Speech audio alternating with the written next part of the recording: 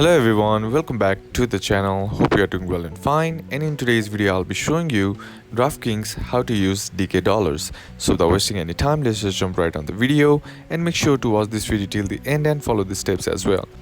So the first thing that you need to do is head over and open up your DraftKings app and be sure to be logged into your accounts as well. Now once you are logged into your account, what you need to do is tap on the rewards icon on the bottom right corner of the screen. And once you're here, what you need to do is tap on the tab My Rewards.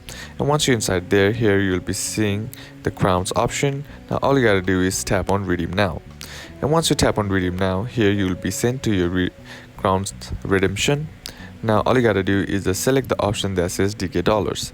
And once you select it, here what you need to do is just select the amount how much you want to redeem it. Once you have selected it, simply click on redeem, and once you click on redeem, here you'll be sent to your confirmation redeem page. All you gotta do now is click on confirm, and once you do that, you have successfully redeemed your crowns. And that's basically how to do it. And that's it for today's video, guys. Hope this video was useful to you. Leave a like if it did, comment down below what the next video should be on, consider subbing to the channel. Thanks for watching. Bye bye.